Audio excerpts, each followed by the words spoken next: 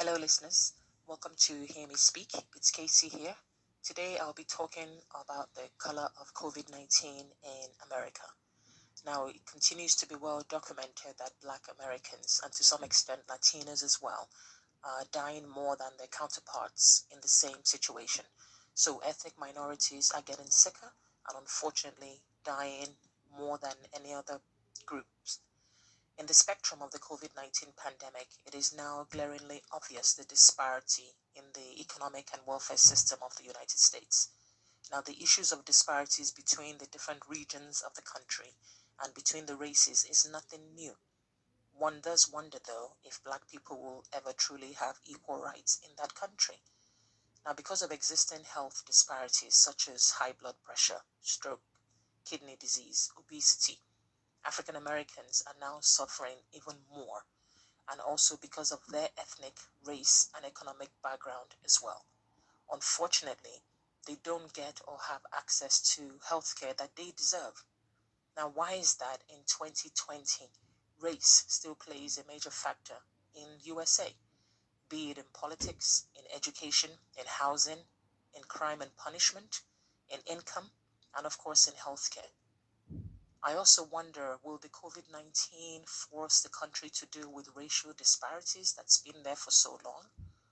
There has always been imbalances in the distribution of power, in economic resources, and opportunities between Black and white Americans. Now, disparity roots was sown a long time ago, over hundreds of years ago, of discrimination based on race. This is telling that even now, when African Americans are the most impacted by this pandemic, resources needed and being funneled into neighborhoods that are majority Black or ethnic minorities. COVID 19 has been described as a virus that affects everyone, irrespective of party lines, gender, sexual orientation, religion, age, or race. It is a great equalizer. COVID 19 doesn't create the glaring disparities that we see today. COVID 19 didn't decide to only plague communities where African Americans reside. Now, when the virus was first discovered in Wuhan, China, it didn't spread across the ocean with the intent to have a disproportionate impact on Black Americans. But due to the concentration in urban areas and a lot of people working in essential industries, Black Americans unfortunately have a higher exposure to the virus. And then, of course, like I said before, there are those with underlying health conditions such as obesity, kidney problems, high blood pressure, and diabetes. The virus would take a much more dangerous toll on those people. So while COVID 19 doesn't discriminate and is indeed a great equalizer, state and government's response can be discriminatory. Now, according to folk saying in the Black community that reflects history, when white folks catch cold, Black folks get pneumonia. States that continue to be hard hit include New York, Detroit, New Orleans, Chicago, Louisiana, and so on. It is very wrong on so many levels that systematic racism has made Black Americans very vulnerable to this disease. Many of the victims are separated from their family members. Many of them are dying alone. And yes, the virus is having a profound effect on many people all over the world. But its effect is more stark on Black Americans in America. Isn't it time something's changed? How much longer will long-standing inequality issues continue to be the norm?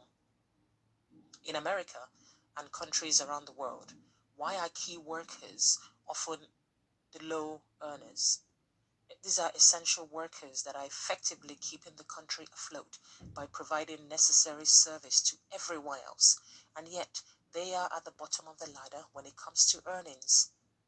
In America, low income disproportionately means Black or brown. When you live paycheck to paycheck with a family to support, self-quarantine is not a choice. Of course, misinformation being spread at the early onset didn't help matters when Black people were believing that they were immune to the virus. due to lack of knowledge from health experts. Now, that was a grave mistake. The US president has called the disparity terrible and a tremendous challenge. What exactly does that mean?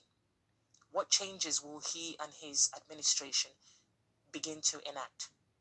What promises will he now make to African Americans as the community and the country heads towards the November elections?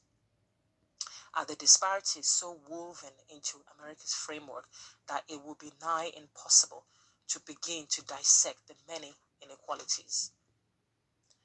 America's Declaration of Independence, paragraph 2, may state that all men are created equal.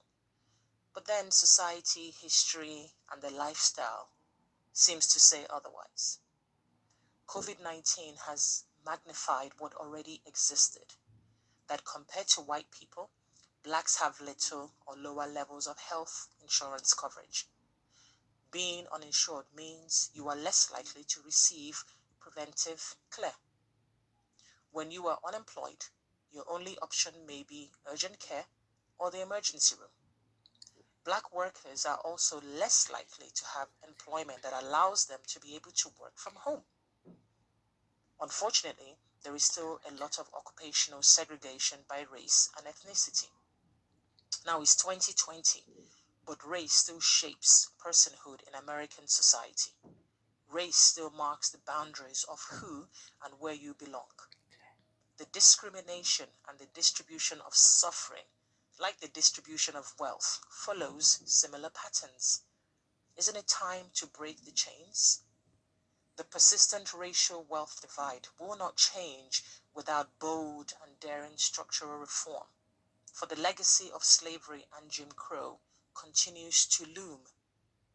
Attitudes need to change via policy efforts and political attention. As always, thanks for listening. Don't forget to like, share, and subscribe to my channel. Take care.